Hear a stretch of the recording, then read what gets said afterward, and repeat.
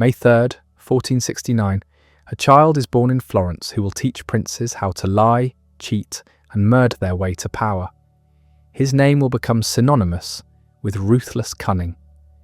5 centuries later, we still call someone Machiavellian when they manipulate without conscience, but the man who wrote the playbook for tyrants never held real power himself, died in poverty, and spent his final years desperately begging for a job from the very family he'd once helped overthrow.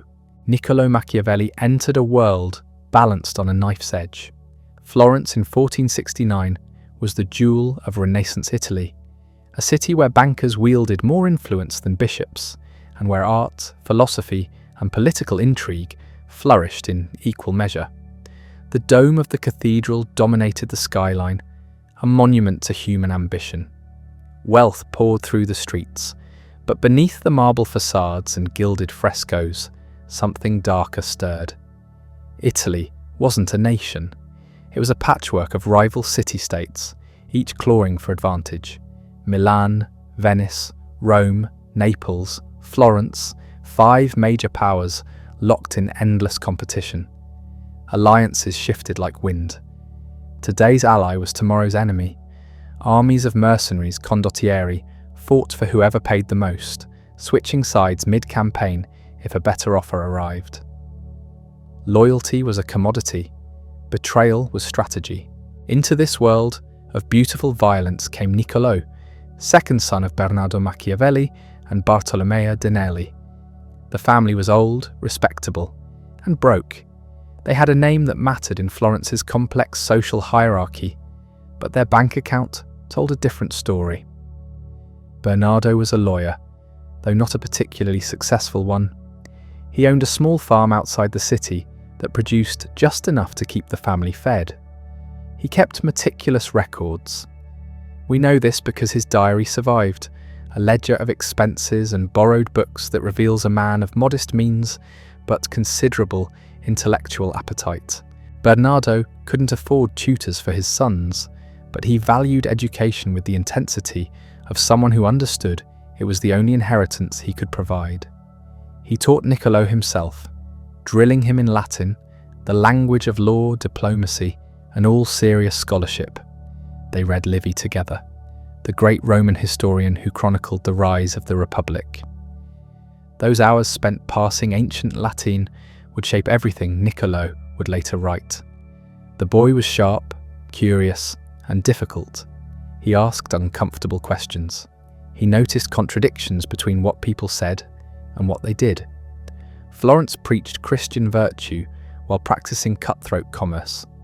Priests condemned usury from pulpits, while bankers calculated interest rates in the pews. The Republic proclaimed liberty, while a single family, the Medici, controlled everything that mattered. Lorenzo de' Medici, called the Magnificent, ruled Florence during Niccolò's childhood. Not officially, the Medici were technically private citizens in a republic, but Lorenzo controlled the banks, manipulated elections, placed allies in every important position, and crushed rivals with surgical precision. He was a poet, a patron of artists, a philosopher king in everything but name. He commissioned Botticelli. He kept Michelangelo in his household. He made Florence the cultural centre of Europe, while quietly strangling its democratic institutions. This was Niccolò's first education in power. Watch carefully enough, and you see that words mean nothing. Constitutions are decorations. What matters is who controls the money, who commands loyalty, who's willing to act when others hesitate. Florence called itself free while bowing to a banker's grandson. The contradiction was everywhere, invisible only to those who chose not to look. Then in 1492, 2 deaths shattered the careful balance. Lorenzo the Magnificent died in April, his body consumed by gout and his political genius buried with him. His son Piero inherited power, but none of the skill.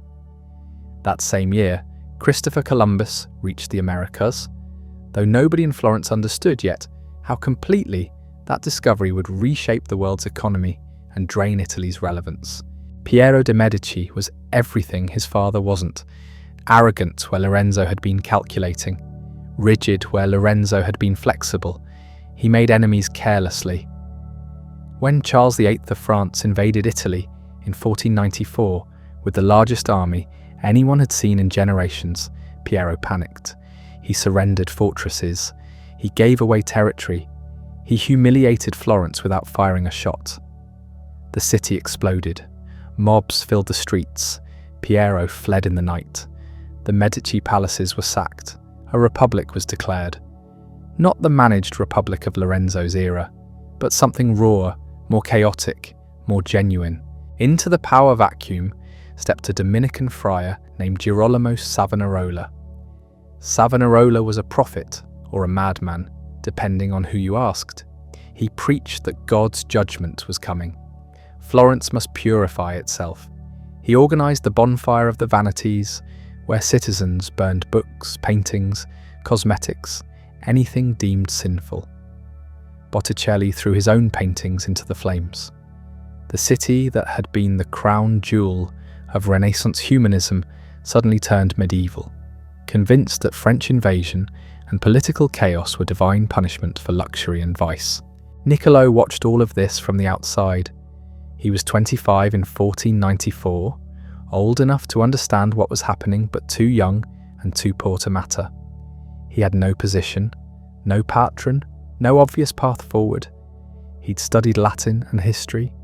He'd developed a sharp analytical mind. But what use was that in a city tearing itself apart over whether God wanted them to burn paintings? The Savonarola moment couldn't last. The friar made too many enemies. He challenged the Pope directly, calling Alexander VI corrupt, which was true but suicidally impolitic. In 1498, Florence turned on its prophet. Savonarola was arrested, tortured, hanged, and burned in the Piazza della Signoria. His ashes were thrown in the Arno River, so no relics could be gathered. That same year, something unexpected happened. The reconstituted Florentine Republic needed a new second chancellor, the official responsible for handling diplomatic correspondence and military affairs. It wasn't the most powerful position, but it was important, requiring someone educated, competent, and trustworthy. Someone who could write clearly, think strategically, and hadn't burned bridges during the recent upheavals. On June 19, 1498, they appointed Niccolò Machiavelli. Nobody knows exactly how he got the job. He had no prior government experience. His family had no particular influence. He wasn't rich or connected to powerful patrons. But someone saw something in him. Perhaps it was his writing, perhaps a recommendation from someone whose name is lost, perhaps simple luck. Whatever the reason, at 29, Niccolò suddenly had access to the machinery of state. The Second Chancery handled the territorial domains, the contado, Florence's subject towns and territories. It meant drafting letters, managing correspondence with military commanders, interfacing with foreign diplomats. Within weeks of his appointment, Niccolò was also made secretary to the Ten of War, the committee overseeing military affairs.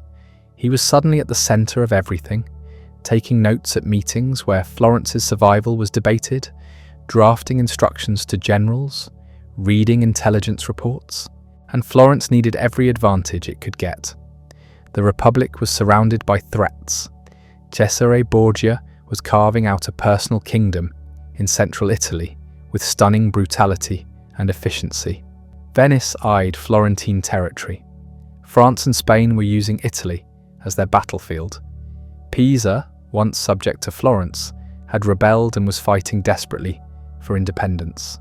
And Florence's military was a joke. The army consisted almost entirely of mercenaries, soldiers who fought for money and nothing else. They were expensive, unreliable, and dangerous. They avoided battle when possible because dead mercenaries don't collect payment.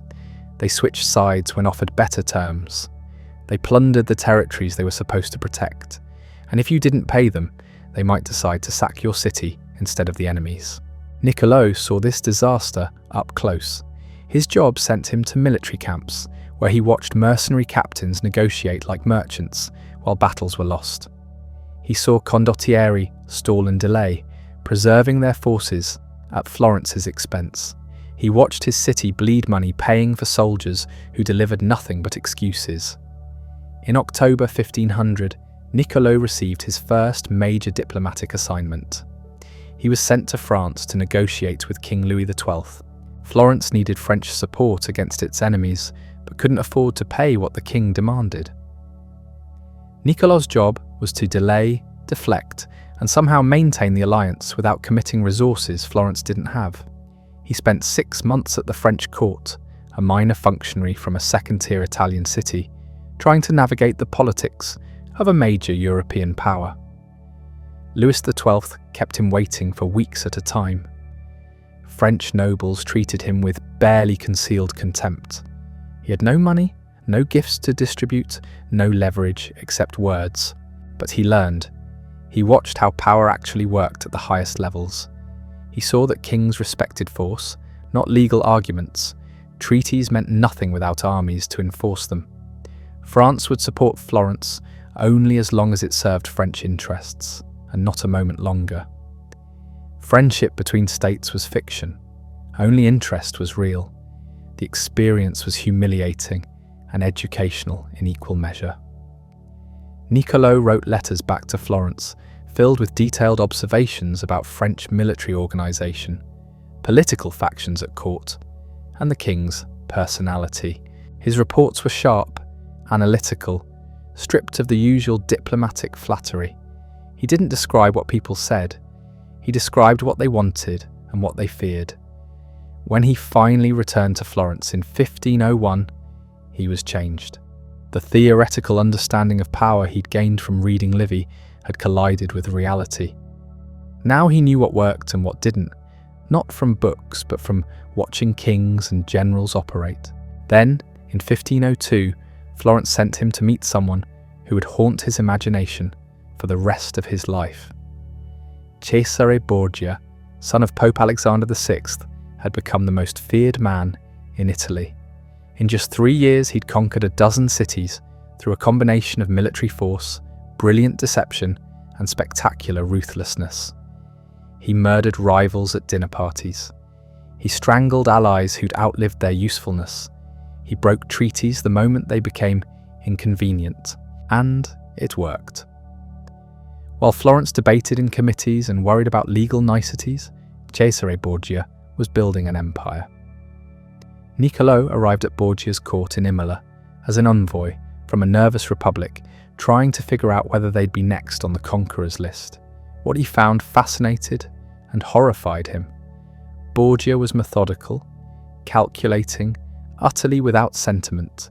He explained his strategies openly, almost proudly. He'd brought order to territories that had been chaotic. He'd eliminated the petty tyrants who'd oppressed the people. Yes, he'd used violence, but purposefully, economically, to achieve specific ends. He didn't apologize. He didn't pretend to be virtuous. He simply acted, and the results spoke for themselves. Niccolò spent months watching Borgia operate. He was present at Senigallia when Borgia lured his own rebellious captains to a meeting and had them strangled.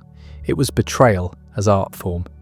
The captains had been plotting against him, so he pretended to reconcile, invited them to negotiate, and killed them all in a single night. Problem solved.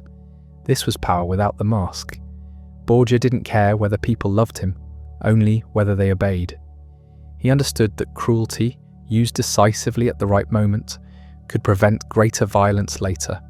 Better to be feared than loved, he told Niccolò, because fear is reliable, and love is not. Back in Florence, Niccolò wrote reports about everything he'd witnessed. The Republic's leaders read his accounts of Borgia's methods with the same queasy fascination Niccolò himself felt. Here was a model of effectiveness they could never adopt publicly, but couldn't stop thinking about privately. Florence was drowning in committees and debates, while men like Borgia conquered states. The question forming in Niccolò's mind was simple and terrible. What if virtue, as traditionally understood, was actually weakness? What if the qualities everyone praised, mercy, honesty, generosity, were liabilities for rulers? What if success required doing things that would damn your soul? He didn't have answers yet, but he was starting to suspect that everything he'd been taught about how to live was exactly wrong for anyone who wanted to survive in politics. The problem was how to say that out loud without being burned as a heretic or exiled as a madman. In 1503, everything collapsed. Pope Alexander VI died suddenly, and with him went Cesare Borgia's entire foundation. Turns out that building an empire on your father's position has a weakness. When the father dies, the empire evaporates. Borgia had been so focused on conquering territory that he'd forgotten to secure the one relationship that mattered most. Within months, his enemies returned, his armies melted away, and the man who terrified Italy was arrested, imprisoned, and eventually killed in an obscure skirmish in Spain. Niccolò watched the collapse with grim fascination. Here was the lesson Borgia himself had missed. Power built purely on force, and fear was fragile. It required constant maintenance, endless vigilance, and the moment your strength wavered, everything fell apart. Borgia had understood half the equation. He knew how to seize power, but not how to keep it. He'd relied entirely on his father's protection and his own military success, never building the institutional foundations that might have outlasted both. This failure taught Niccolò something crucial. Effective ruthlessness wasn't enough. You needed systems, laws, institutions that could function without you. The Romans had understood this. They'd combined military conquest with legal frameworks and civic structures that made their empire durable. Borgia had been brilliant tactically, but strategically blind. Meanwhile, Florence's problems were getting worse. The city still had no reliable army, just expensive mercenaries who fought half-heartedly and switched sides when offered better pay. In 1505, Niccolò proposed something radical. Florence should create its own militia, a citizen army drawn from the surrounding countryside. The idea was controversial, arming peasants, trusting commoners with weapons. The aristocrats were horrified, but Florence was desperate, and Niccolò was persuasive. He argued that men fighting for their own city would be more reliable than hired foreigners fighting for money. He cited Roman examples endlessly. He wrote proposals, gave speeches, wore down the opposition through sheer persistence. Eventually, they let him try. He travelled through the Tuscan countryside, recruiting farmers and organising them into military units. He designed training programs, wrote manuals, supervised drills. For 3 years, this was his obsession. Building an army from scratch, proving that a republic could defend itself without depending on mercenaries or foreign protection. In 1509, his militia finally saw combat. Florence had been trying to reconquer Pisa, a rebellious subject city, for over a decade. Every previous attempt with mercenary armies had failed. But Niccolò's citizen soldiers, fighting for Florence rather than for gold, finally broke Pisa's resistance. The city surrendered. It wasn't a glorious military campaign. The siege was long, the fighting was messy, and plenty of things went wrong. But it worked. Florence had won using its own forces, and Niccolò had proven his point. Republics could be militarily effective if they organised properly. He was at the peak of his career. 40 years old, respected, influential, trusted with important diplomatic missions. He'd travelled across Italy, met kings and popes, helped shape Florence's foreign policy. He had a wife, Marietta, who managed their household and raised their children while he was constantly away on government business. He had a comfortable position in the chancery with a decent salary. Everything he'd worked for since his 20s had been achieved. Then in August 1512, Spanish troops invaded Tuscany. The political situation in Italy had shifted dramatically. The French, who'd been Florence's protectors, had been defeated and driven out of Italy. The Medici family, exiled from Florence for 18 years, were coming back with a Spanish army behind them. Florence's government, which had been created specifically to keep the Medici out, was doomed. The city tried to resist. Niccolò's militia was called up to defend the Republic. But citizen soldiers, however loyal, were no match for professional Spanish troops. At the town of Prato, just outside Florence, the Spanish army massacred the defenders and sacked the town with horrifying brutality. It was a message: surrender or face the same. Florence surrendered. The Republican government dissolved. The Medici returned as the city's rulers, backed by Spanish military power. Everything changed overnight. The offices and councils that had run Florence for almost 2 decades were abolished. The people who'd staffed them were suddenly unemployed or worse. Niccolò, who'd served the Republic faithfully for 14 years, was immediately suspect. He'd been too visible, too closely associated with the old regime. In November 1512, the new Medici government fired him, stripped him of his position, banned him from entering the Palazzo Vecchio, and exiled him to his small farm 7 miles outside Florence. The salary stopped. The diplomatic missions ended. The access to power evaporated. He was 43 years old and suddenly irrelevant. Then it got worse. In February 1513, a conspiracy against the Medici was discovered. Someone had compiled a list of potential supporters, people who might help overthrow the new regime. Niccolò's name was on the list. He had no idea why. He hadn't been involved in any plot. But his name was there, written on a piece of paper found in a conspirator's possession, and that was enough. They arrested him, threw him in prison, and tortured him. The strappado, they called it.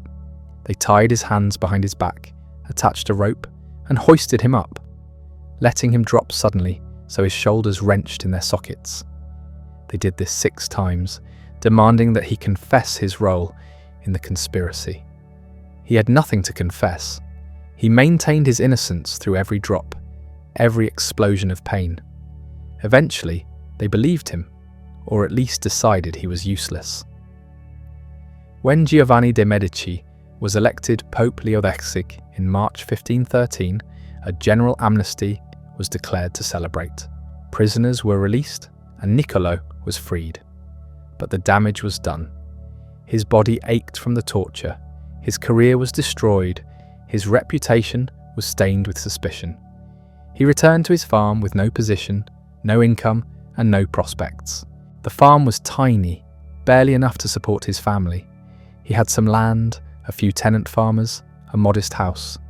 Nothing like the life he'd had in Florence, travelling to meet kings, shaping policy, mattering. Now he spent his days supervising olive harvests and dealing with the petty frustrations of rural life.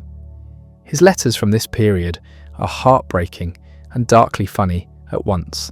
He describes trudging through his property, checking on trees, arguing with woodcutters who were cheating him, playing cards at the local inn with the butcher and the baker. These men couldn't even read.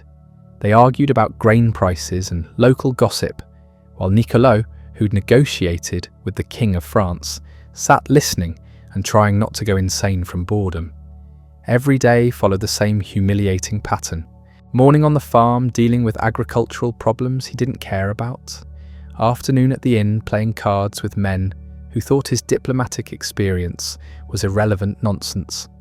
Evening, sitting outside his house, watching peasants pass by on the road. He felt himself disappearing, his mind going soft from disuse. Everything he knew, everything he'd learned from 14 years at the heart of Florentine politics was rotting unused. But then, at night, something different happened. He'd go into his study and he created a ritual. He described it in a letter to his friend, Francesco Vettori. He'd take off his muddy farm clothes, the garments stained with dust and olive oil. He'd put on the formal robes he'd worn at court, the elegant clothes of a government official. Then he'd open his books, the ancient authors, Livy, Tacitus, Plutarch, Polybius. He'd read for hours, losing himself in accounts of Roman politics and military campaigns. And while reading, he'd imagine conversations with these ancient writers. He'd ask them questions, they'd answer. He'd debate with men who'd been dead for over 1,000 years.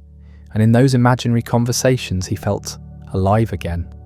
He was back in the world of ideas and power, even if only in his mind. This wasn't escapism, it was survival. If he couldn't participate in politics, he could at least think about politics. If he couldn't advise princes, he could study how princes actually operated. If Florence didn't want his experience, he'd transform that experience into something permanent. He'd write it down. The book that emerged from those nighttime sessions would eventually be called The Prince, though Niccolò originally titled it simply De Principatibus, about principalities.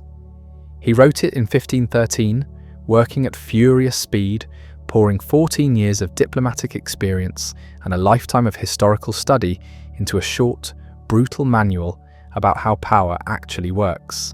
This wasn't abstract philosophy, this was fieldwork. Every chapter was rooted in specific examples he'd witnessed personally or read about in ancient sources. He structured it as advice to a ruler, specifically to Lorenzo de' Medici, the grandson of Lorenzo the Magnificent, who now controlled Florence. The dedication was strategic. Maybe if the Medici read this and recognized its value, they'd give him his job back. Maybe demonstrating his usefulness through writing could restore what torture and exile had taken away. The book's argument was simple and shocking. Forget everything traditional morality teaches about how rulers should behave. Forget the mirror of princes' literature that had dominated political writing for centuries. Those pious texts that told kings to be virtuous and just and God would reward them. That's fantasy. Here's reality. A ruler's job is to maintain the state and keep power. Everything else is secondary. Sometimes that requires mercy, sometimes cruelty, sometimes honesty, sometimes deception, sometimes generosity, sometimes stinginess. The situation determines the method. There's no universal formula. He divided rulers into types. Hereditary princes who inherit stable kingdoms have it easy. New princes who seize power face much harder challenges. Republics are different from principalities. Each requires different strategies. Then he worked through the problems every ruler faces, one by one, with chilling practicality. Should a prince be loved or feared? Better to be feared, because love is unreliable and people are fickle. They'll abandon you the moment it's convenient. Fear, properly maintained, keeps people obedient even when affection fades. But avoid being hated, because hatred leads to conspiracy. Should a prince keep his word? Only when it serves his interests. Treaties are tools, not sacred obligations. Break them when necessary, but make sure you have good excuses ready, so people don't see you as simply dishonest.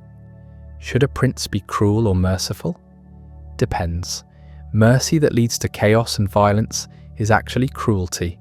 Cruelty that establishes order and prevents greater bloodshed is actually mercy. Cesare Borgia, who murdered rivals and strangled allies, brought peace to territories that had been anarchic. The means were ugly, but the results were good. Should a prince rely on fortresses? Sometimes, but not primarily. Real security comes from not being hated by your people. Should he rely on mercenaries? Never. They fight badly and switch sides constantly. Use your own troops. Should he study warfare? Constantly. A prince who doesn't understand military matters will be destroyed by those who do. Should he be virtuous? Here's where Niccolò became truly radical. A prince must appear virtuous. Absolutely. People judge by appearances. But actually, being virtuous in all circumstances is suicidal. You need the flexibility to act immorally when the situation demands it. Learn to be bad when necessary. The ruler who refuses to do evil when required will be destroyed by rulers who have no such scruples. This was heresy wrapped in practical advice. For over 1,000 years, Christian political theory had insisted that rulers must be moral, that virtue leads to success, that God punishes the wicked and rewards the just. Niccolò was saying the opposite. Morality is a luxury. Sometimes evil works better than good. The universe doesn't reward virtue, It rewards effectiveness. He wasn't celebrating this. His tone throughout The Prince is matter-of-fact, almost clinical. This is how things are, not how they should be. He's a doctor describing a disease, not a preacher celebrating sin. But the implications were terrifying. If rulers should do whatever works, regardless of morality, what's to stop them from becoming monsters? His answer was pragmatic rather than ethical. Don't be cruel for cruelty's sake. Don't lie when truth works better. Don't break treaties unless you must. Unnecessary evil creates enemies and serves no purpose. But necessary evil, do it without hesitation. Do it well, then move on. The Prince was finished in 1513, written in a white heat over just a few months. Niccolò dedicated it to Lorenzo de' Medici, the new ruler of Florence, hoping it might serve as his ticket back to relevance. He sent it off and waited for a response that never came. Lorenzo barely glanced at it. The book that would reshape political thought for centuries was ignored by its intended audience. Years passed. Niccolò remained in exile from meaningful power, living on his small farm, writing plays and histories, corresponding with friends, growing older and more bitter. The Prince circulated in manuscript among a small circle of readers, copied by hand, passed along, discussed quietly. But it wasn't published during his lifetime. That wouldn't happen until 1532, 5 years after his death. When it finally appeared in print, the reaction was explosive. The Catholic Church placed it on the index of forbidden books. Protestant reformers denounced it as satanic. An entire genre of anti-Machiavellian literature emerged, writers competing to condemn his cynicism and amorality. The English used Machiavellian as a synonym for evil. Shakespeare's villains quoted him. Marlowe put him on stage as a devil figure. Innocent Gentelet, a French Huguenot, blamed Machiavelli for the St. Bartholomew's Day massacre, claiming his doctrines had poisoned the French court and led to the slaughter of thousands of Protestants. But here's what's strange. While everyone publicly condemned the book, rulers privately read it. Cardinals kept copies hidden in their libraries. Kings had it translated for their eyes only. It became the most influential banned book in Europe. Why? Because it worked. The strategies Niccolò described actually functioned in the real world of power. Rulers recognized themselves in his pages. They saw their own calculations reflected back with uncomfortable accuracy. Was Niccolò actually advocating immorality, or was he simply describing what rulers already did? This question has divided readers for 5 centuries. Some say he was a teacher of evil, corrupting politics by telling princes they could ignore ethics. Others argue he was a truth-teller, stripping away the pious hypocrisy that let rulers claim divine sanction for their crimes. He didn't make politics dirty, he just refused to pretend it was clean. There's a third interpretation, darker and more interesting. Maybe the Prince wasn't advice for rulers at all. Maybe it was a warning for the ruled. By exposing the techniques of tyranny in such explicit detail, Niccolò was teaching ordinary people how power actually operates. He was pulling back the curtain, showing citizens the machinery of domination so they could recognize it and resist it. The dedication to Lorenzo might have been misdirection, a way to get dangerous truths published under the guise of flattery. This reading explains certain oddities in the text. Why does he praise Cesare Borgia's methods, and then casually mention that Cesare ultimately failed and died miserably? Why does he describe how to conquer republics, and then note how fiercely they resist and how difficult they are to hold?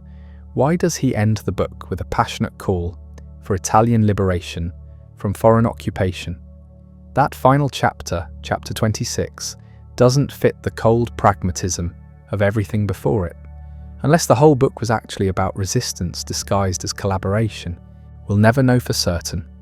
Niccolò left no confession explaining his intent, but the ambiguity itself is revealing. The same text can be read as a manual for tyrants or a handbook for their overthrow. It all depends on who's reading and what they're looking for. What's undeniable is that Niccolò changed how people think about politics. Before him, political philosophy was dominated by Plato's question: what is the best regime? How should we organize society to achieve justice and virtue? Niccolò asked a different question: how do regimes actually work? What makes them stable or unstable? How is power actually gained and maintained? He shifted the focus from the ideal to the real, from what ought to be to what is. This was the birth of political science as distinct from political philosophy, not asking how things should be arranged according to abstract principles of justice, but observing how they actually function according to patterns of human behaviour. It's the difference between ethics and mechanics. Niccolò was interested in the mechanics. His method was ruthlessly empirical. He studied Roman history obsessively, looking for patterns. He compared ancient examples to modern cases he'd witnessed personally. When he found a principle that held across different times and places, he formulated it as a rule. This approach, treating politics as a subject for systematic study rather than moral speculation, was revolutionary. It made him the first modern political scientist, the first to approach governance, the way a physician approaches disease rather than the way a priest approaches sin. But the prince was just the beginning. While waiting for a political career that would never resume, Niccolò wrote something much larger and in many ways more important. The Discourses on Livy took him years to complete, probably begun before the prince and finished after. Where the prince focuses on principalities and individual rulers, the Discourses examines republics and collective governance. It's longer, more complex, more carefully argued, and ultimately more revealing of what Niccolò actually believed. The structure is deceptive. He presents it as a commentary on the first 10 books of Titus Livy's History of Rome, using episodes from Roman history as springboards for observations about politics. But it's really a systematic treatise on republican government disguised as historical analysis. Why disguise it? Because openly advocating republicanism in a world of princes and popes was dangerous. Better to pretend you're just discussing ancient Rome. The central argument unfolds gradually. Republics, properly organised, are more stable and more powerful than principalities. They harness the energy and intelligence of many citizens rather than depending on one ruler. They create institutions that outlast individuals. They generate wealth and military strength that monarchies can't match. Rome became the greatest power in the ancient world, not despite being a republic, but because of it. This directly contradicts the prince's focus on individual rulers. So which did Niccolò really prefer, princes or republics? The Discourses makes his position clear. Republics are superior for free peoples, but when a society is corrupt, when citizens have lost the virtue necessary for self-governance, you need a prince to impose order from above. The type of government should match the condition of the people. Niccolò had seen Florence's republic collapse into chaos and faction. He'd watched citizens prove themselves incapable of the discipline and sacrifice that republics require. Sometimes you need a strong man to break the cycle of corruption and restore the foundations on which republican liberty can eventually be rebuilt. The book is structured as 3 parts, each examining a different aspect of Roman republican government. The first discusses domestic institutions, how Rome organised itself internally.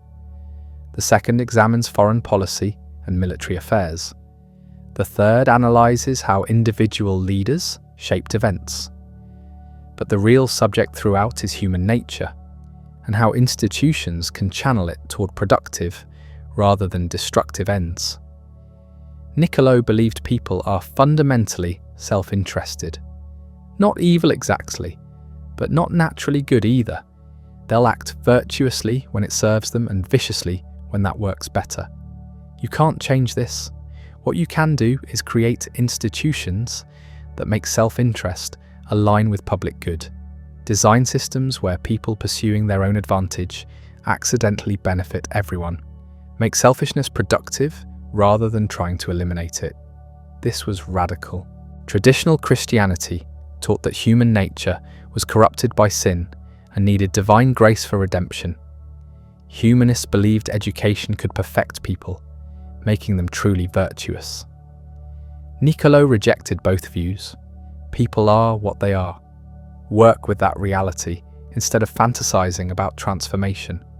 Build institutions that function with flawed humans, not imaginary saints. His analysis of Roman institutions showed how this worked in practice. The conflict between patricians and plebeians, the rich and the poor, which most historians saw as Rome's weakness, Niccolò identified as its strength.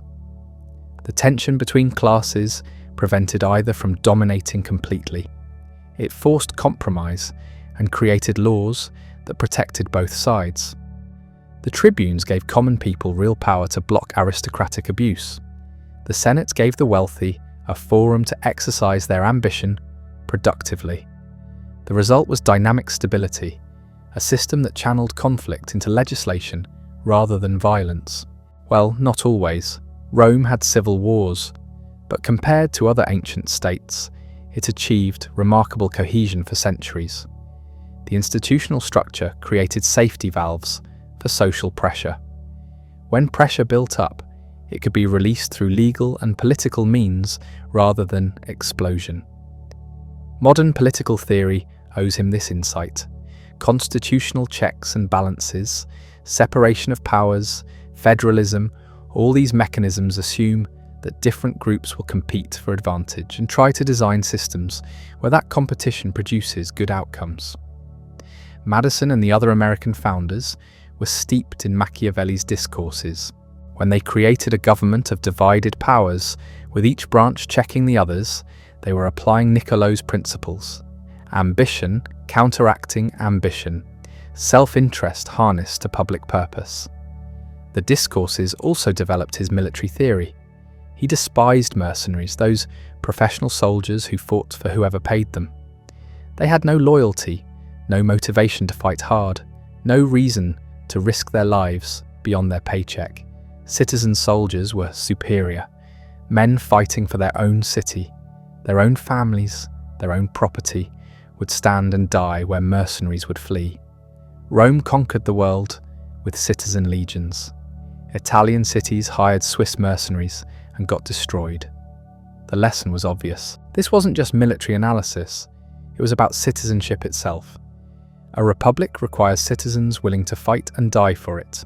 If people won't defend their state personally, if they hire others to do it for them, the republic is already dead. You might maintain the forms and ceremonies, but the substance is gone. Niccolò had seen this in Florence. Rich merchants unwilling to serve in militias, preferring to pay mercenaries. The result was military weakness and eventual subjugation. He proposed creating citizen militias, training ordinary people in arms, reviving the Roman model. He even got a chance to implement this. In 1506, Florence put him in charge of organising a militia drawn from the countryside. He recruited farmers, trained them, equipped them. It was his proudest achievement. And in 1509, his militia helped Florence recapture Pisa after a decade-long siege. It worked. Citizen soldiers could fight. But when the Spanish army arrived in 1512, his militia collapsed. Farmers with pikes were no match for professional Spanish infantry. The experiment failed. Florence fell. And Niccolò's brief return to relevance ended with him in a torture chamber. Yet he never stopped believing in the principle. The failure was in execution and circumstance, not in the underlying theory. The final years were a slow fade. After The Prince and the Discourses, he wrote other works. A history of Florence commissioned by the Medici, more balanced and literary than his earlier books. A treatise on the art of war, developing his military ideas. Several plays, including Mandragola, a comedy that's genuinely funny and still performed today.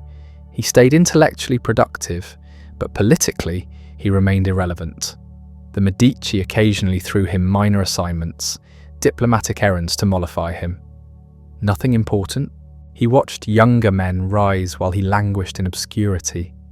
Talented writers and thinkers who hadn't endured what he had, who hadn't served the Republic through its darkest hours, received positions and honours.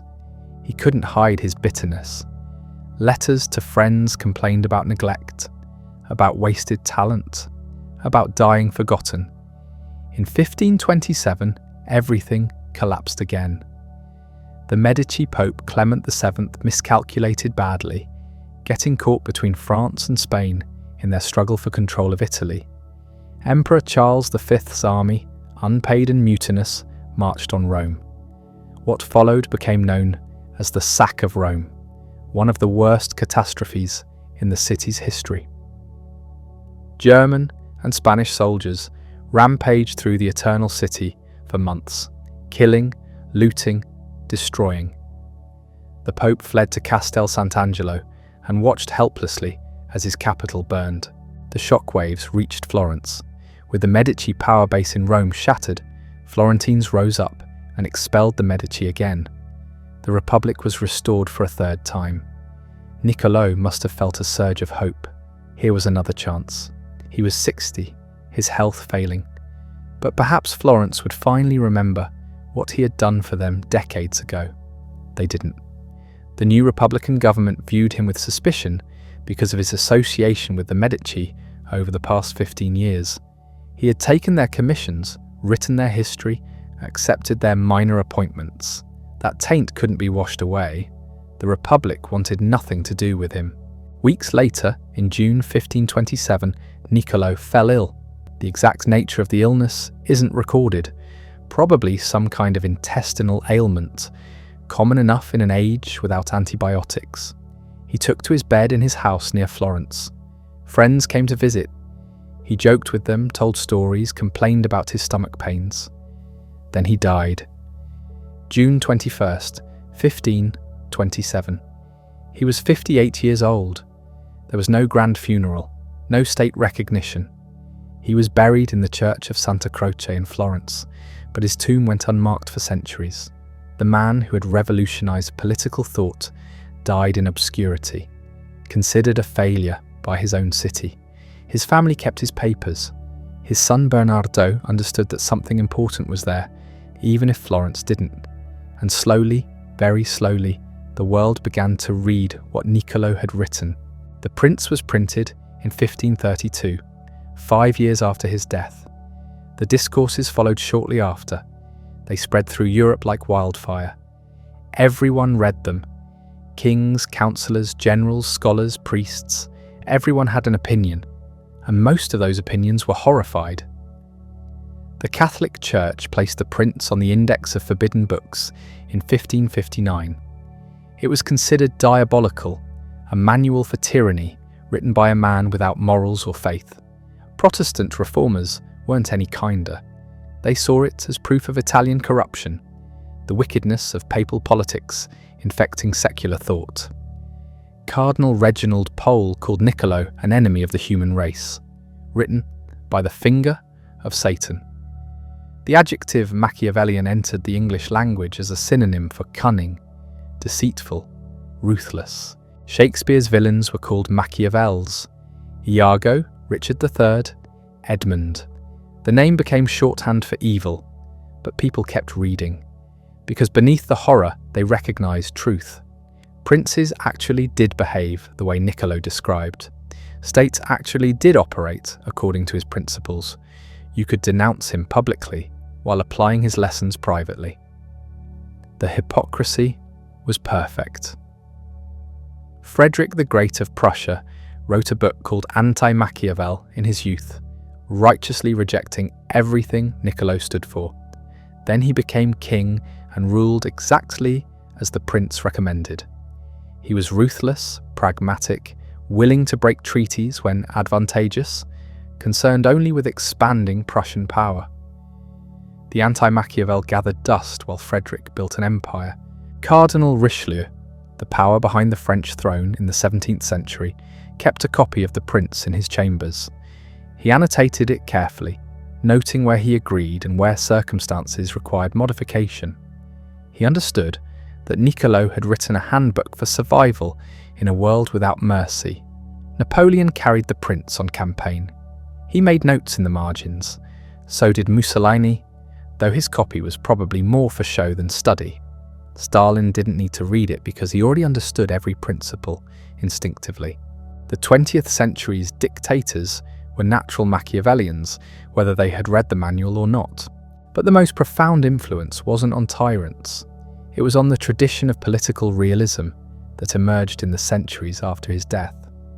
Thomas Hobbes read him and built a philosophy around the assumption that humans are fundamentally self-interested and that states exist in a condition of potential war with each other. The only question is how to create order from chaos, stability from competition. The American founders read him constantly. Hamilton, Madison, Adams all studied the Discourses. They took his analysis of Roman institutions and tried to replicate the mechanisms that had worked while avoiding the failures. The Constitution's checks and balances, its assumption that ambition would counter ambition, its recognition that different factions would compete for power, all of this was Machiavellian political science applied to a new republic. Modern international relations theory is built on foundations he laid. Hans Morgenthau, the father of realist theory in the 20th century, explicitly cited Niccolò as his intellectual ancestor. States pursue power and security. Morality is a luxury that few can afford consistently. The international system is anarchic, meaning there's no higher authority to enforce rules. So each state must look to its own survival first. This isn't cynicism, it's description. Critics have never stopped attacking him. Leo Strauss argued that Niccolò was a teacher of evil, that he deliberately inverted Christian morality and celebrated vice as virtue. Isaiah Berlin saw him differently, as someone trapped between two incompatible value systems, classical republicanism and Christian ethics, unable to reconcile them and therefore forced to choose. Others defend him as a patriot who loved Florence and Italy so desperately that he was willing to advocate harsh methods if they would end the chaos and foreign domination. He wasn't promoting tyranny for its own sake. He was trying to find a path to stability in a world falling apart. The debates will never end because Niccolò himself was genuinely ambiguous. He praised republics and wrote a handbook for princes. He celebrated Roman civic virtue and advised rulers to act like beasts. He believed in citizen militias and recognized that sometimes you need a ruthless strongman to impose order before republican institutions can function. He was a man of contradictions because he lived in a world of contradictions and refused to pretend otherwise.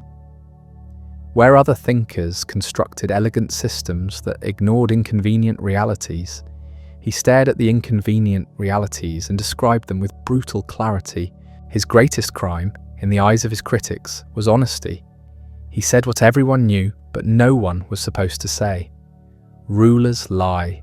Power matters more than justice. Good intentions without force accomplish nothing. These truths violated the official pieties of Christian Europe, the comforting belief that virtue would be rewarded and wickedness punished, that God's providence guided history toward just outcomes. Niccolò looked at history and saw no such pattern. He saw capable rulers succeed and incapable ones fail, regardless of their virtue. He saw republics fall not because they were wicked, but because they were weak.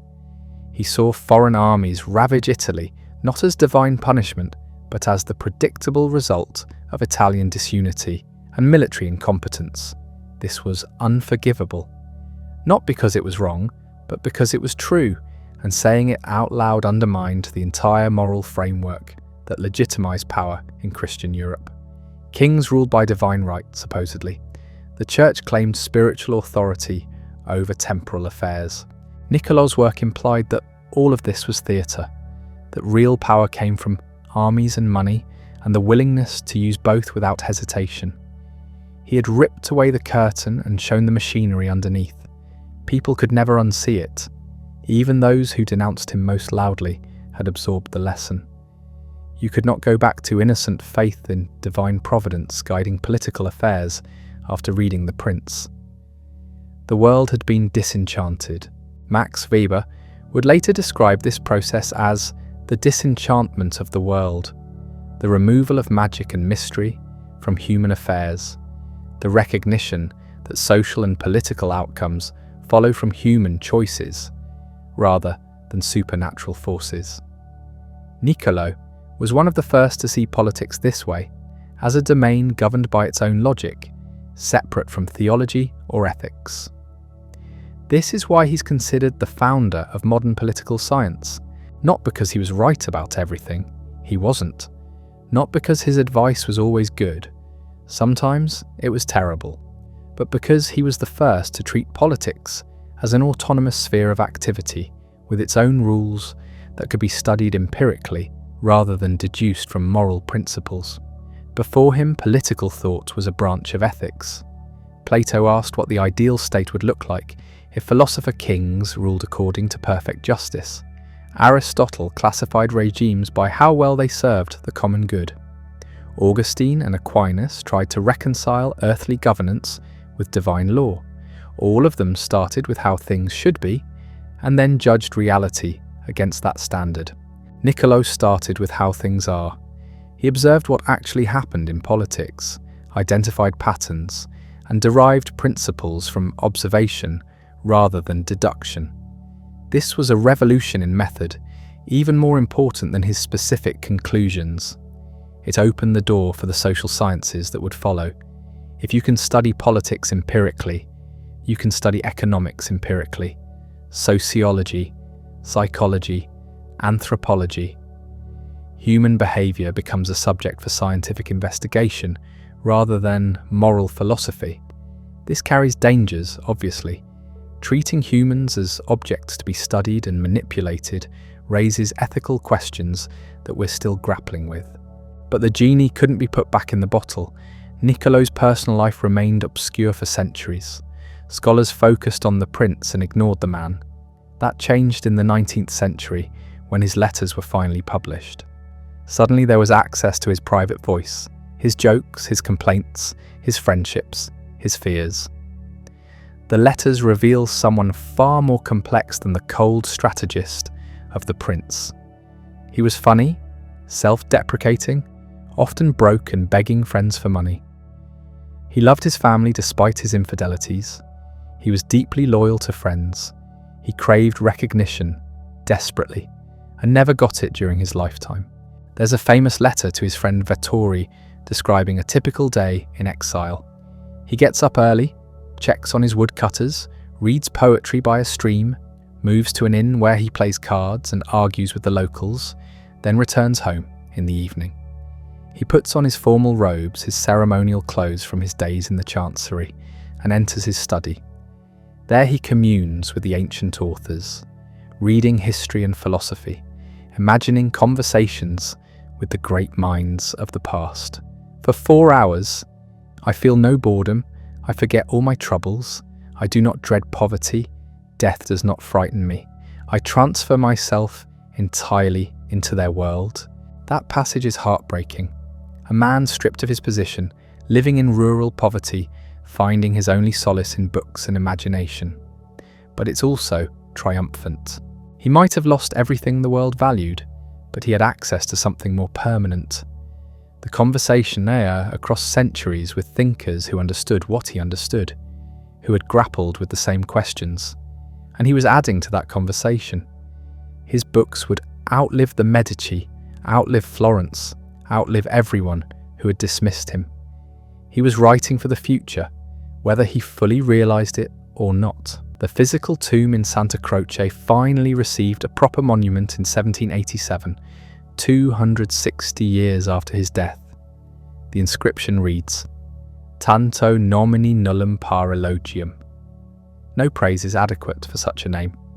Florence had finally recognised what it had lost.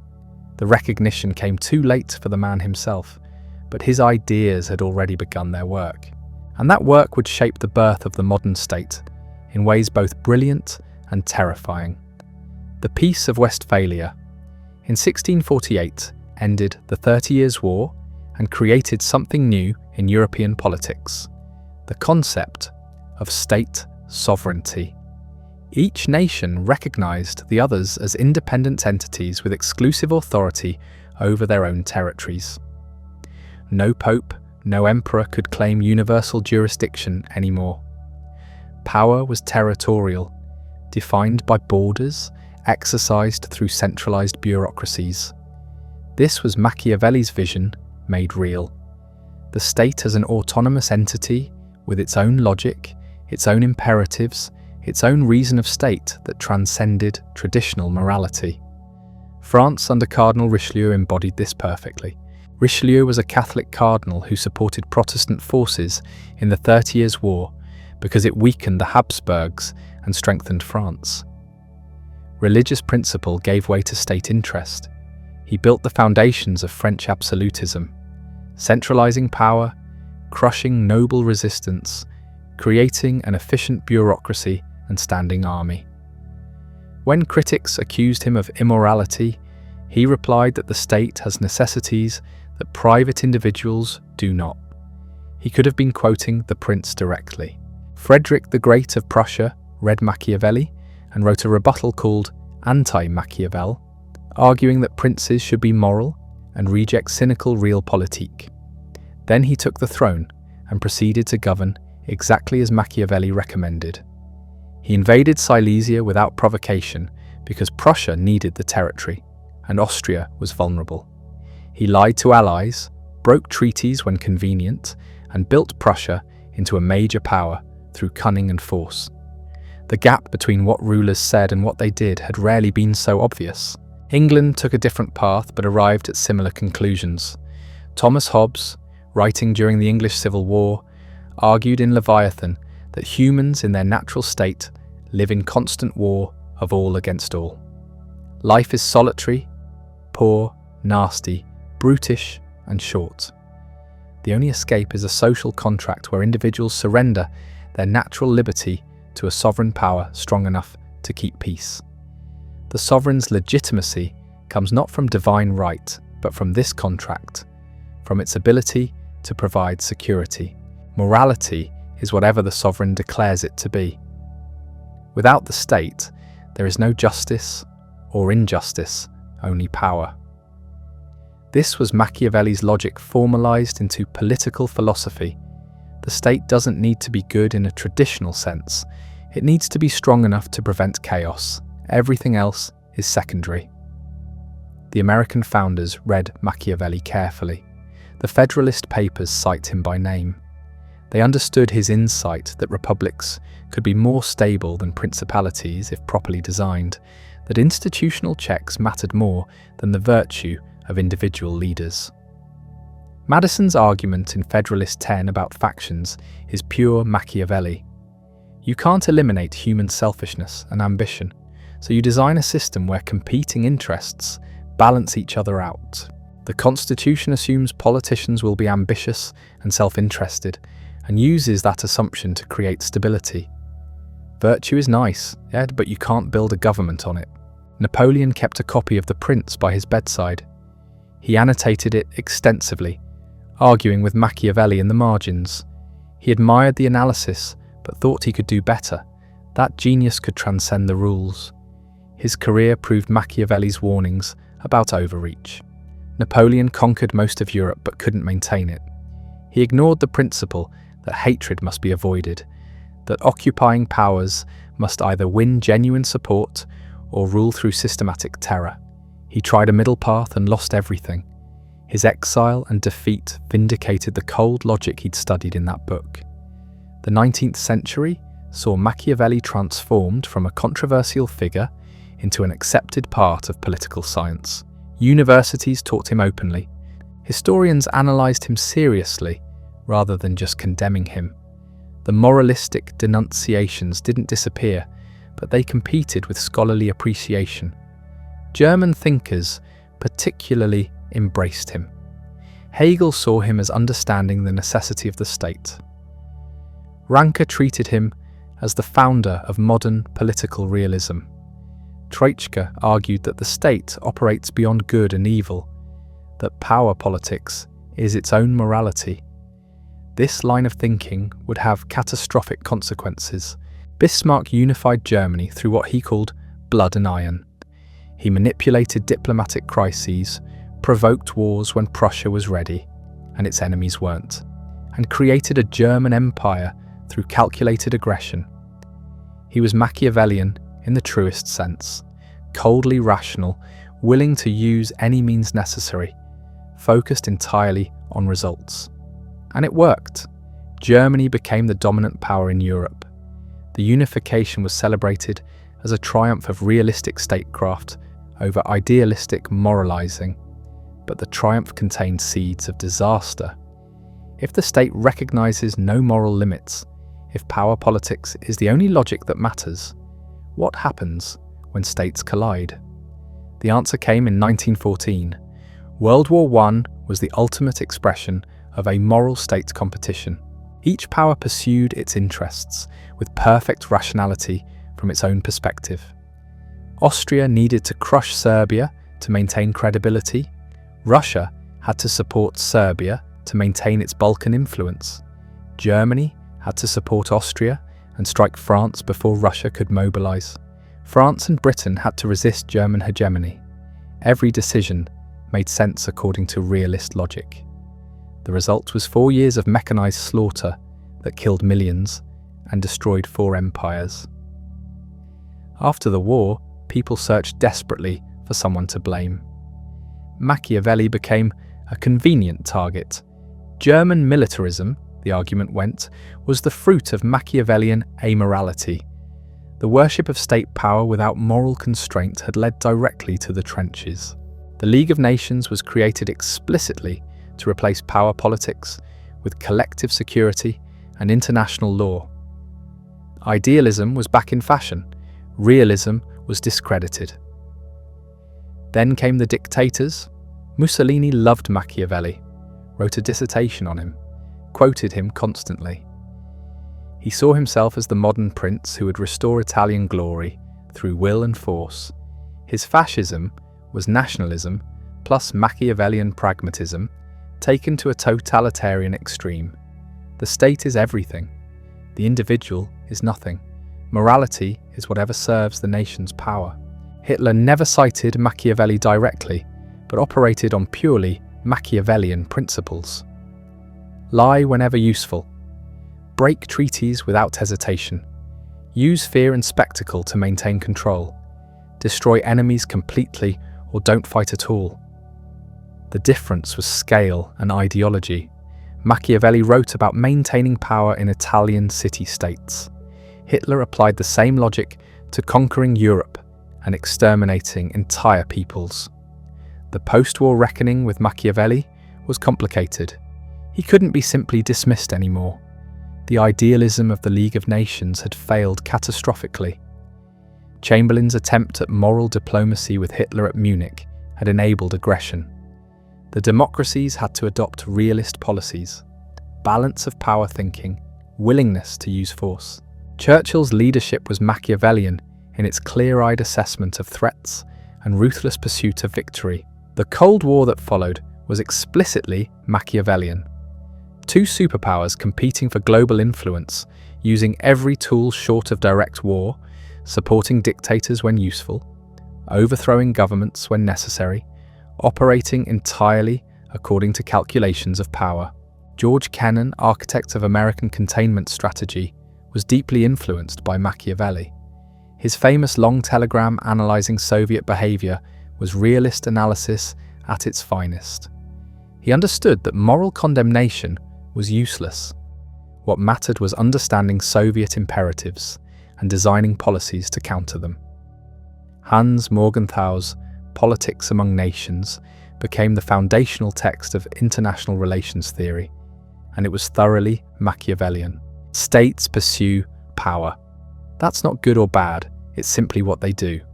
Effective policy requires understanding this reality and acting accordingly. Kissinger's diplomacy in the 70s was the high watermark of American Machiavellianism, opening to China to balance the Soviet Union, supporting Pakistan despite its genocide in Bangladesh, because Pakistan was useful. Backing Pinochet's coup in Chile, because Allende was too close to the Soviets. Morality was a constraint on effective statecraft. National interest was the only legitimate guide. Critics called it cynical, defenders called it realistic. The debate never ended because the tension is unresolvable. Should nations pursue their interests ruthlessly or constrain themselves with moral principles? Realists say morality in foreign policy is naive, that it leads to disaster when you face opponents who don't share your scruples. Idealists say pure realism is a race to the bottom, that it makes atrocities inevitable and undermines the values democracies claim to defend. Both sides have history to support them. Both can point to catastrophic failures of the other approach. Machiavelli himself would probably say the question is badly framed. He didn't argue for amorality for its own sake. He argued that leaders face situations where traditional morality produces worse outcomes than calculated ruthlessness. The prince who refuses to lie when lying would prevent war is responsible for the deaths that follow. The prince who keeps faith with an enemy who has none gets his people conquered. The choice isn't between morality and amorality, but between different kinds of responsibility. Modern scholarship has rehabilitated him further. Isaiah Berlin argued that Machiavelli wasn't rejecting morality, but revealing that different moral systems exist and sometimes conflict. Christian morality emphasizes humility, forgiveness, otherworldly values. Civic morality emphasizes strength, glory, worldly success. Both are legitimate moral systems. The tragedy is that you can't fully honor both. Choosing one means betraying the other. Machiavelli chose civic morality and described its requirements honestly. Quentin Skinner placed him in the Republican tradition, showing how much of his thought aimed at preserving liberty against tyranny. The Discourses on Livy is a manual for maintaining free republics. Its advice is often harsh, but the goal is preventing the concentration of power that destroys freedom. Read this way: Machiavelli becomes a defender of republican government rather than an apologist for dictatorship. Others have noted how much he was shaped by trauma. He lived through the Italian wars, watching foreign armies devastate his homeland, while Italian rulers proved incompetent and divided. His ruthlessness comes from desperation. He's trying to save Italy from subjugation by teaching its leaders how to survive in a brutal world they didn't create. His harshness is born from love of country, not contempt for morality. The man who wrote those words was neither a monster nor a simple pragmatist. He was someone who had seen too much, lost everything, and tried to extract meaning from catastrophe by understanding its causes. The letters show him as almost pathetically human, complaining about money, joking with friends, playing cards at country inns, dreaming of returning to public service that would never come. He died in 1527 without knowing whether anyone would read his books or care about his ideas. The answer came slowly, then overwhelmingly. 5 centuries later, his name is synonymous with political cunning. His concepts structure how we think about power. His questions remain unanswered. Should leaders be judged by their intentions or results? Is it better to be loved or feared? Can republics survive without civic virtue? How do you maintain freedom without descending into chaos? When is it justified to do evil that good may come? These are his questions. We're still arguing about the answers. The tomb in Santa Croce holds his bones, but the mind that produced the prince continues working in everyone who thinks seriously about politics. That's the immortality he achieved, not through monuments, but through ideas that proved indispensable. Dangerous ideas perhaps, but necessary ones. You can't understand power without them. You can't navigate political reality while pretending they're false. Machiavelli forces us to see what we'd prefer to ignore. That's why he still disturbs us. That's why we still need him. The trial lasted only a few hours. 500 Athenian citizens crammed onto wooden benches, listening as 3 accusers painted Socrates as a dangerous subversive who corrupted the youth and denied the gods.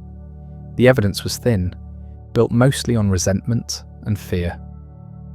Athens had just lost a catastrophic war. Democracy had been briefly overthrown by tyrants. The city was wounded, paranoid, searching for someone to blame. Socrates could have saved himself easily. Traditional Athenian defense involved weeping, begging, bringing children forward to plead for mercy. Juries were notoriously susceptible to emotional appeals, but Socrates did none of this. Instead, he did what he'd always done. He asked questions. He spoke calmly, rationally, even playfully. He suggested that far from deserving death, he deserved to be fed at public expense in the Prytaneum, the highest honour Athens could bestow. After all, he'd spent his entire life trying to improve his fellow citizens, waking them from their sleepwalking certainty.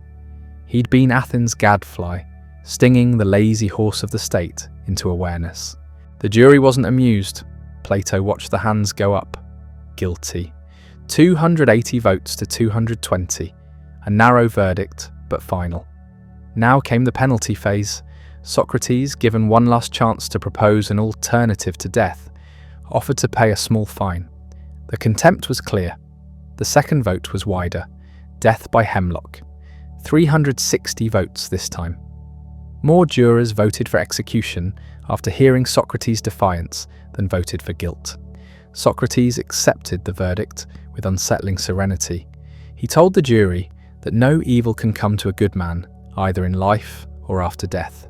He said the unexamined life is not worth living. Then calmly, he was led away. Plato sat frozen.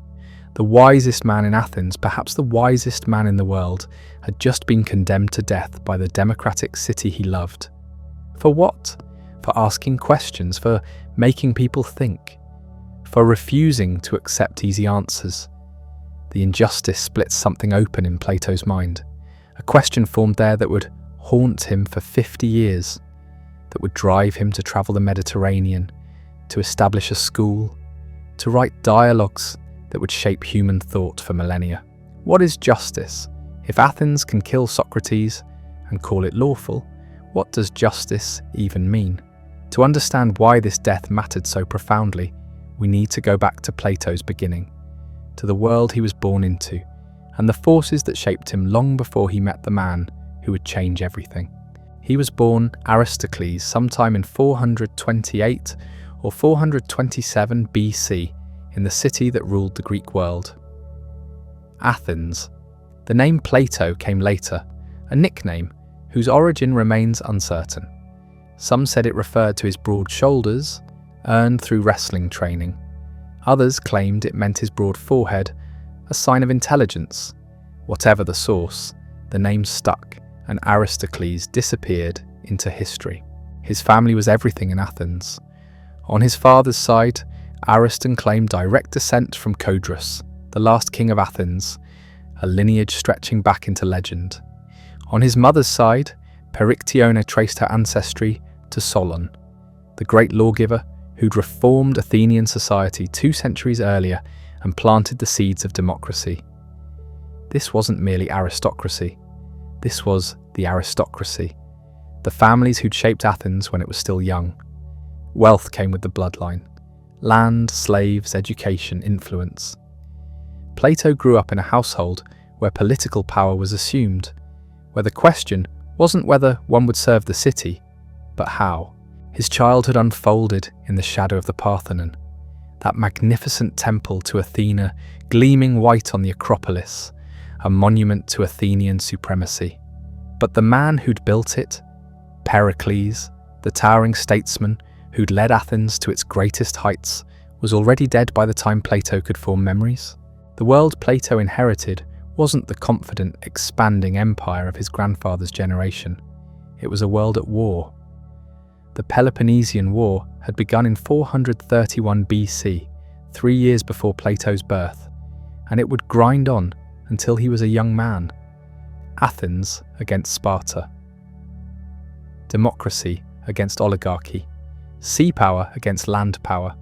A brutal struggle for dominance that would consume the Greek world for a generation. War shaped everything. Plato's earliest memories would have been coloured by it. The constant funerals as the dead were brought back from distant campaigns.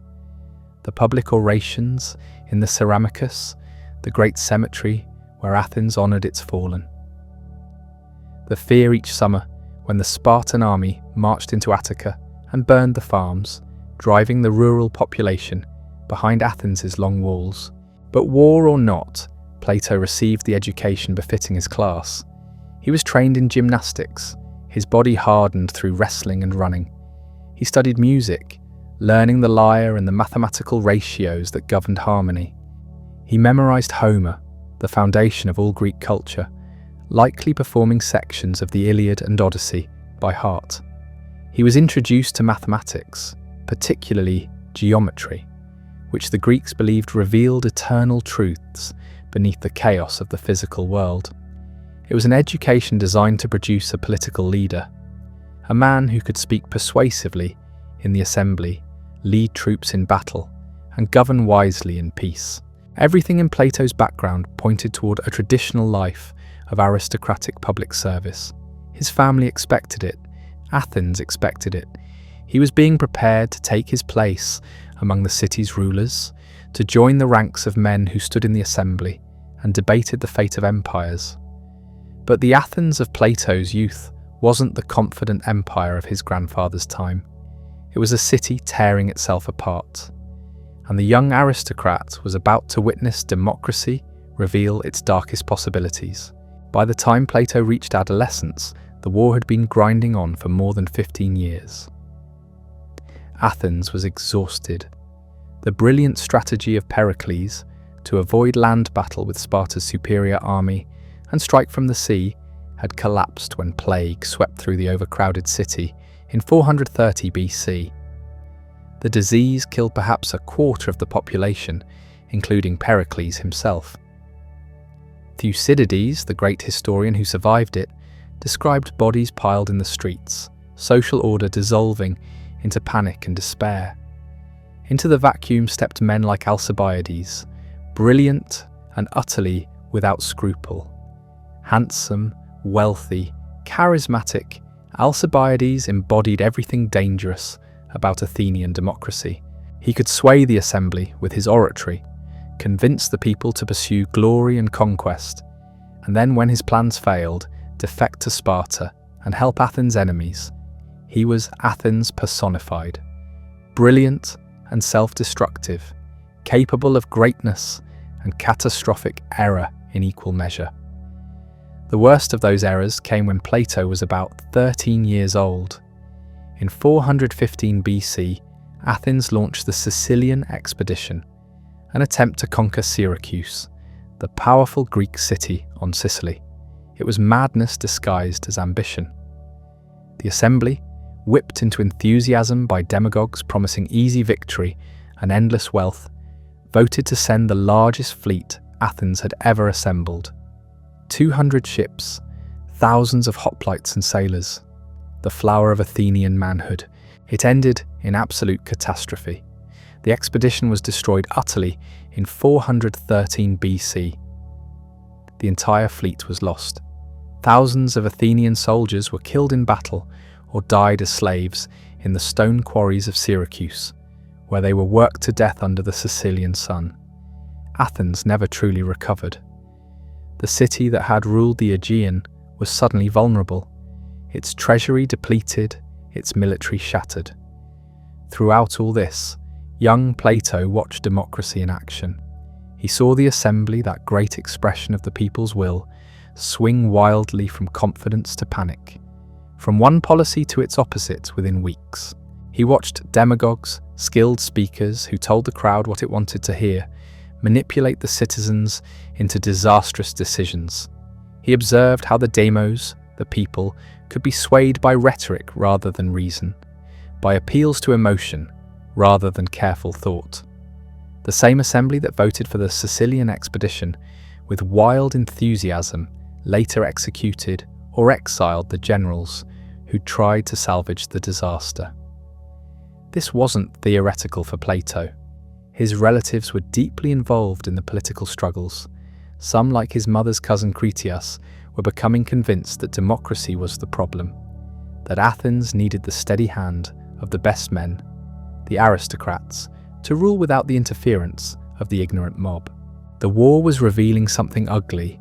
Democracy, the system Athens claimed made it superior to Sparta's rigid oligarchy, was proving chaotic, violent, and self-destructive.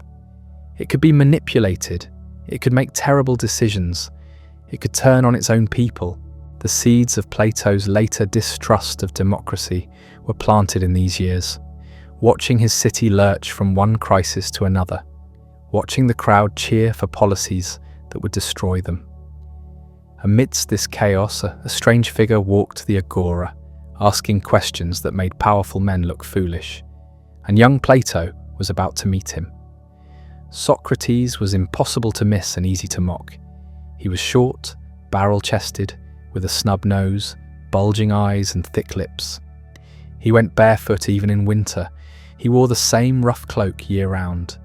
He was poor, married to Xanthippe, a woman famous in Athens for her sharp tongue, and he had no regular employment. By all conventional measures, he was a failure. And yet the young men of Athens flocked to him. Plato was about 20 years old when he fell into Socrates' orbit, sometime around 408 BC. What drew him and dozens of other aristocratic youths wasn't Socrates' appearance or wealth or status. It was his method. Socrates had developed a way of questioning unlike anything else in Athens, a relentless systematic interrogation that exposed the emptiness beneath people's confident assertions.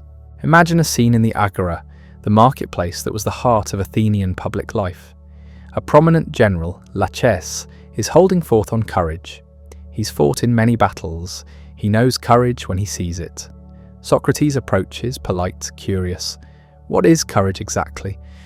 The general is happy to explain. Courage is standing firm in battle, not fleeing. But what about tactical retreats? Socrates asks. The Spartans at Thermopylae retreated to draw the Persians in. Was that cowardice? No, of course not. So courage isn't simply standing firm. Well, courage is endurance of the soul. But foolish endurance rushing into battle without thought, that isn't courage, is it?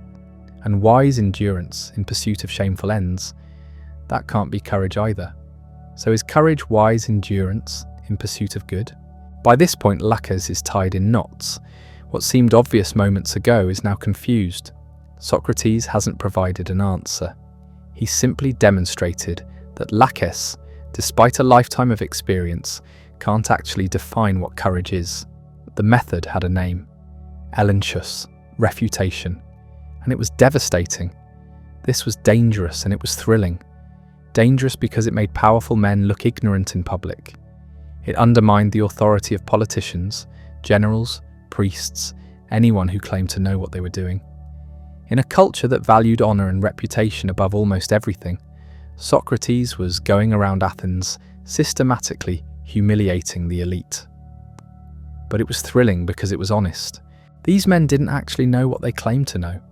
They were operating on unexamined assumptions, inherited prejudices, and conventional wisdom. Socrates was revealing the truth that most people, including the powerful, were sleepwalking through life, never stopping to think clearly about the most important questions. What is justice? What is virtue? What is the good life? How should we live? Socrates was utterly different from the sophists, the professional teachers who dominated Athenian intellectual life. The sophists taught rhetoric, the art of persuasion, and they charged hefty fees. They promised to make young men successful, able to argue any side of any question and win in the assembly or the courts. Socrates despised them. He took no money. He claimed to teach nothing. He said he knew nothing. He was just asking questions. But in the questions, in the process of inquiry itself, something extraordinary happened. People began to think, not to accept inherited wisdom or clever arguments, but to actually examine their own beliefs and discover whether they held up under scrutiny. For Plato, this was transformative. Among the young men who gathered around Socrates were Plato's own relatives and friends. Critias was there, brilliant and ambitious. Charmides, Plato's uncle, handsome and intelligent, also listened to Socrates. Alcibiades himself had been Socrates' companion before his political career consumed him. These were the gilded youth of Athens, and Socrates was teaching them, without meaning to, that everything their city took for granted might be wrong. The wisest man, Socrates insisted, is the one who knows that he knows nothing.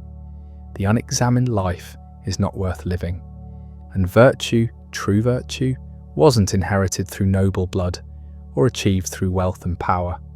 It was knowledge, understanding, the result of relentless questioning and honest thinking. For Plato, Socrates became more than a teacher. He became the model of what a human being could be, ugly on the outside, beautiful within, poor in material goods, rich in soul, powerless by the world's standards, yet free in a way that generals and politicians could never be. But in 404 BC, Athens' long war finally ended in total defeat, and the consequences would bring horror to the city and force Socrates and his young followers into the center of a nightmare. When Sparta finally strangled Athens into submission in 404 BC, the victors were not gentle. The long walls, those magnificent fortifications that connected Athens to its port at Piraeus and had protected the city for decades, were torn down to the sound of flutes. It was a humiliation, a public declaration that Athens' empire was finished. The Spartans installed a puppet government, and the men they chose to lead it were Athenian aristocrats, who had long believed that democracy was the source of all the city's problems. Critias, Plato's mother's cousin, was among them. The 30, as they came to be known, seized power with Spartan backing and immediately launched a reign of terror. Their stated goal was to restore the ancestral constitution, to return Athens to the rule of the best men. In reality, they were a criminal gang with state power. Within months, they had executed 1,500 Athenian citizens without trial. The targets were political enemies, certainly, but also wealthy metics, foreign residents whose property could be confiscated. The 30 needed money to pay their Spartan garrison, and murder was an efficient form of fundraising. Plato's own uncle, Charmides, was part of this government. The young men who had sat at Socrates' feet, asking questions about justice and virtue, were now overseeing executions and proscriptions. The city lived in fear. Informants were everywhere.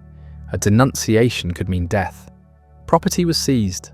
Families fled into exile. Socrates refused to participate. The moment came when the 30 summoned Socrates, along with 4 other men, and ordered them to go to Salamis and arrest Leon, a wealthy and respected citizen, so that he could be executed and his property taken. It was a test of loyalty and a way to implicate more Athenians in the regime's crimes, to spread the guilt so widely that resistance became impossible. Socrates listened to the order. Then he simply went home. He didn't argue, he didn't make a speech, he just refused. The other 4 went to Salamis and arrested Leon, who was duly murdered. Socrates did nothing, and in doing nothing, committed an act of profound moral courage. He was already an old man in his 60s, obscure enough and odd enough that the 30 didn't bother to punish him. But the message was clear. He would not be complicit, not even to save his own life. For Plato, watching this, the contrast must have been unbearable. His own relatives, men of his own class, educated and cultured, were committing atrocities in the name of good government. And the strange barefoot philosopher, the man Athens mocked as eccentric and useless, was the only one with the moral clarity to say no. The reign of the 30 lasted only 8 months. Democratic exiles led by Thrasybulus gathered forces and marched on Athens. In the brief civil war that followed, Critias and Charmides were both killed fighting against the Democrats. The 30 fell. Their Spartan backers withdrew, and democracy was restored in 403 BC. But the restored democracy was not magnanimous. It was traumatized, bitter, paranoid. An amnesty was declared forbidding prosecution for actions during the tyranny. But everyone knew who had collaborated and who had resisted. The city was divided, suspicious, looking for enemies within. And so, the restored democracy, seeking scapegoats and determined to purge itself of any threat to stability, turned their eyes toward the man who had questioned everything. The man whose students had included both the worst tyrants and the most dangerous freethinkers Athens had ever produced. The trial took place in the spring of 399 BC, 4 years after the fall of the 30 tyrants, and the courtroom was thick with old resentments. Socrates was 70 years old, his body still vigorous despite the decades, his mind as sharp and unsettling as ever. The charges brought against him were vague but deadly: impiety toward the gods of Athens and corrupting the youth. Behind the legal language lay a simpler accusation. Socrates asked too many questions, and some of his former students had become tyrants. 3 men stepped forward as his accusers. Militia, a young poet of no particular distinction, claimed to represent the poets Socrates had mocked.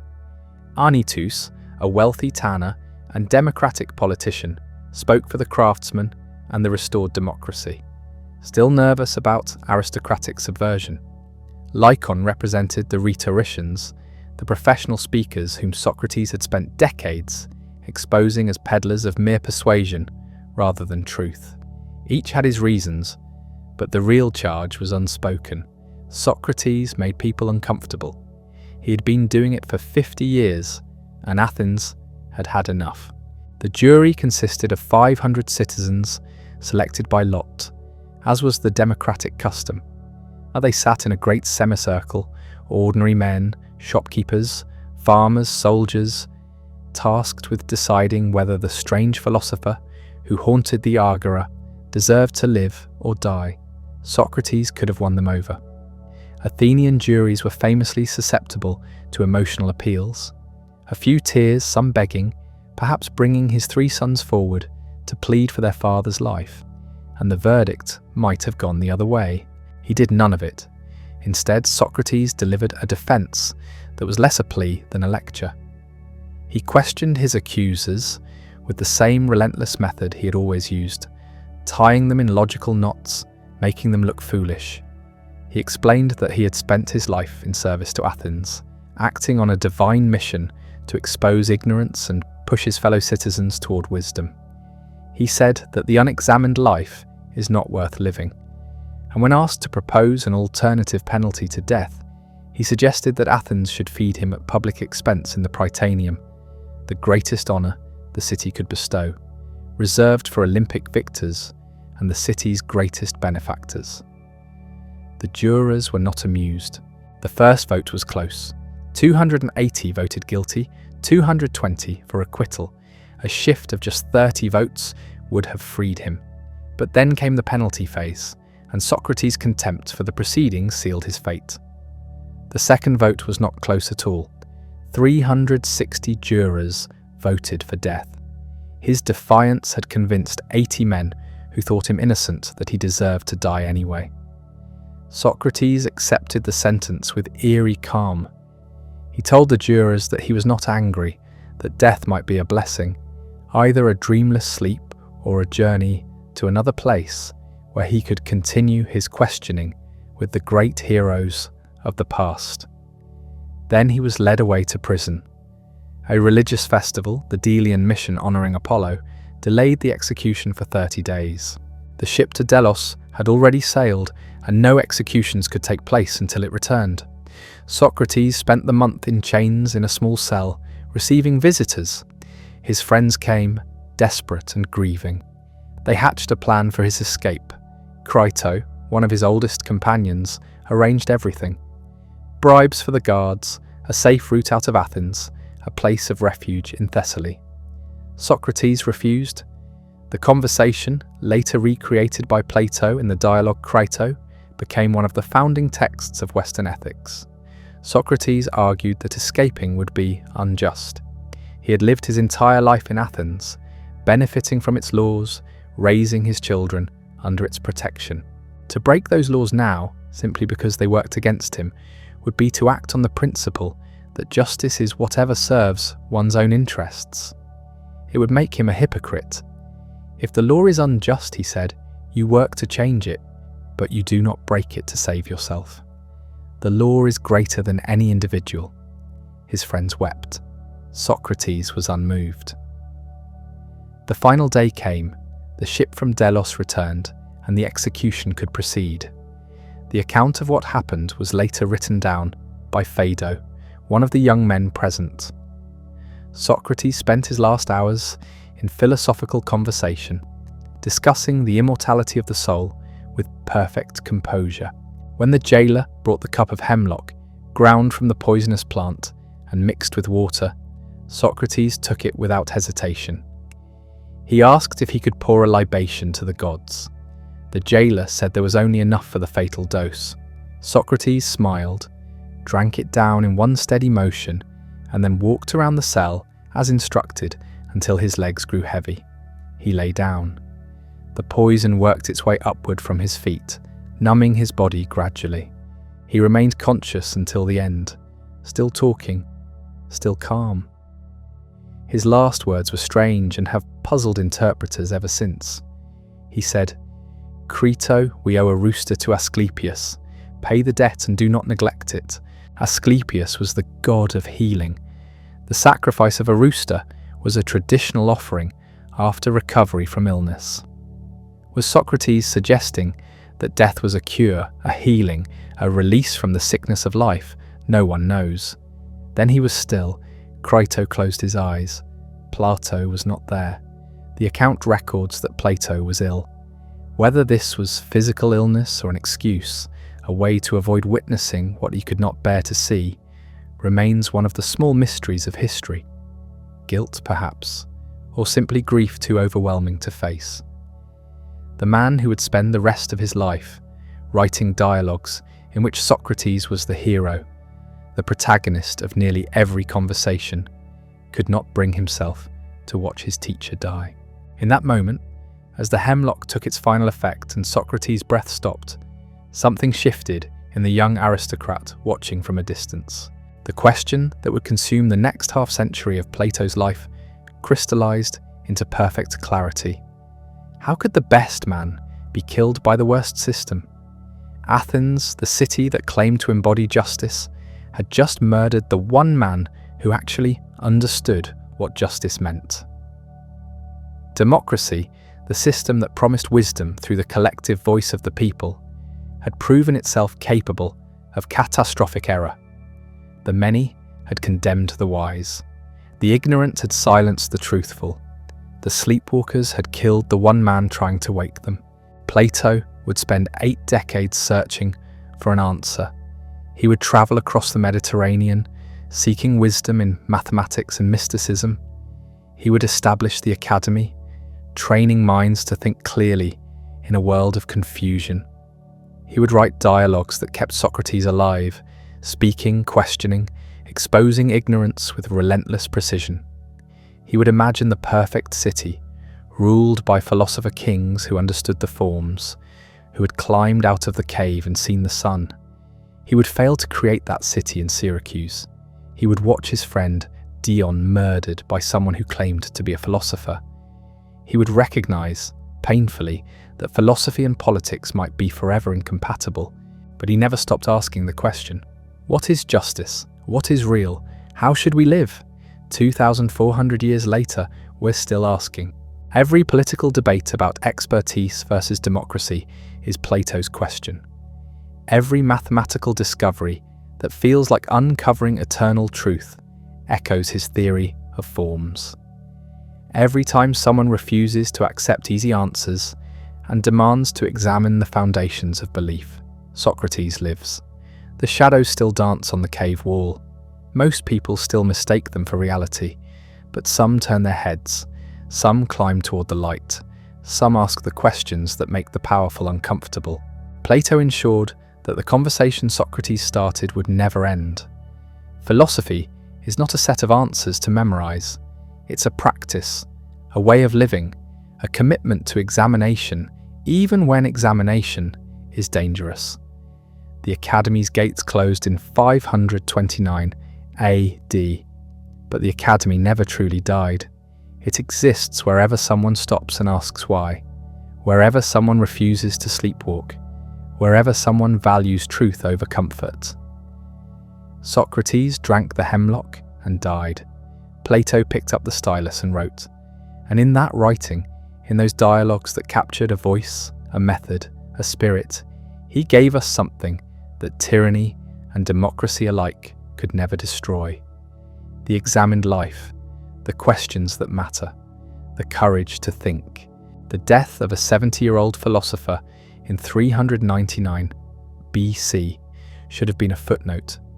An eccentric who asked too many questions, an irritant to the powerful, another casualty of Athens' paranoia in the aftermath of war and tyranny. The hemlock should have silenced him. The grave should have been the end. Instead, a young aristocrat named Plato ensured it was the beginning.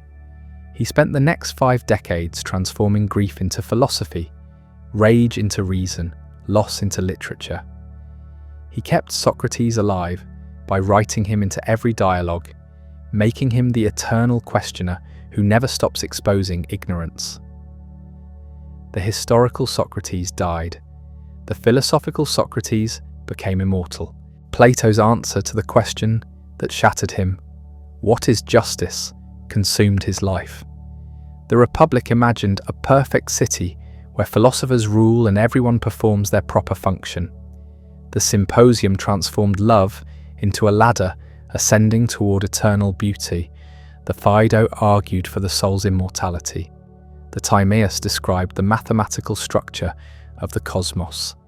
The laws, written in his final years, accepted that perfection was impossible and designed a second-best city for flawed humans. But the dialogues don't deliver simple answers. They end in puzzlement as often as resolution.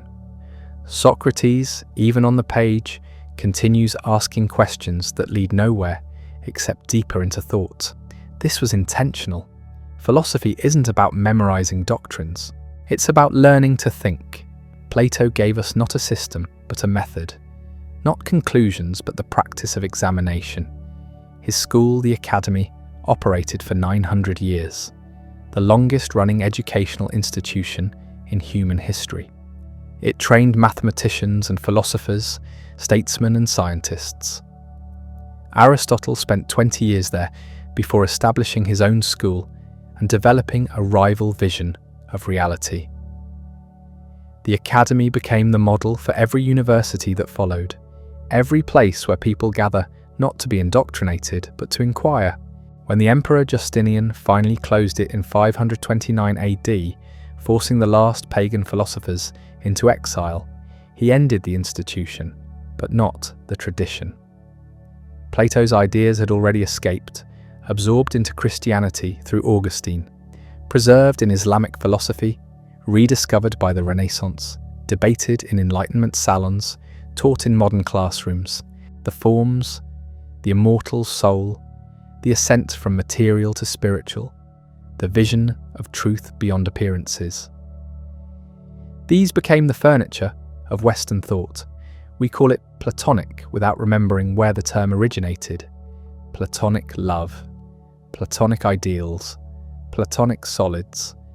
The language itself is haunted by a man who died 24 centuries ago. His deepest influence isn't in any specific doctrine. It's in the insistence that appearances deceive, that careful thought reveals realities invisible to the senses, that the examined life is the only one worth living.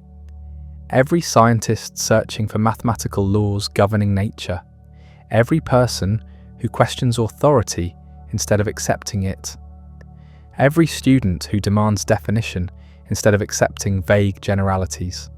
These are Plato's descendants, whether they know it or not. The cave allegory endures because we recognize ourselves in it. We're still chained watching shadows, mistaking them for reality. Most of us never turn our heads. We're comfortable in the darkness, The light would hurt our eyes, but some turn, some climb, some escape and see the sun. Then comes the hardest part, the return to the cave, trying to free others who don't want freedom, who prefer familiar shadows to painful truth. Plato understood this. He'd watched Socrates try to wake Athens and die for it. He'd travelled to Syracuse 3 times trying to create a philosopher king and failed catastrophically each time. He knew the resistance truth faces. He knew how rarely philosophy and power align. He knew most people would rather kill the messenger than accept the message. But he never stopped writing. In his final years, old and tired, his hearing failing, his eyesight dimming, he continued working on the laws, refining his vision of the second-best city. He died still thinking, still questioning, still trying to understand justice in a world that had killed the most just man he'd ever known. The tomb in Santa Croce remained unmarked for centuries. Florence, the Renaissance city that rediscovered his works and made them foundational to humanist education, eventually honoured him with a monument. But the real monuments are invisible. They're the questions we can't stop asking. They're the suspicion that beyond the physical world lies something eternal. They're the conviction that truth matters more than comfort. Socrates asked what courage is, what justice is, what knowledge is. He never answered definitively. Plato spent 8 decades elaborating the questions, exploring possible answers, showing how deep the problems go. Neither gave us certainty. Both gave us something more valuable, the recognition that certainty is often an illusion and that wisdom begins with knowing how little we actually know. 2,400 years separate us from Plato's Athens. The city-states are gone. The gods are dead. The political systems have evolved beyond recognition. But the questions remain unchanged. What is justice? What is real? How should we live? What makes life worth living? These aren't historical curiosities. They're permanent features of human consciousness. Every generation faces them again. Every individual must answer for themselves. Plato's genius was recognizing that these questions can't be solved once and for all. They must be lived with, wrestled with, examined continuously. The moment we think we've answered them definitively, we've stopped thinking. We've become the sleepwalkers Socrates warned about. We've settled back into the comfortable darkness of the cave. The dialogues keep us awake. They're designed to frustrate as much as enlighten, to provoke rather than satisfy. Reading them is like talking with Socrates himself. You finish more confused than when you started, but the confusion is productive. It's the beginning of genuine thought, not the end. And that's the inheritance, not a doctrine to believe, but a method to practice.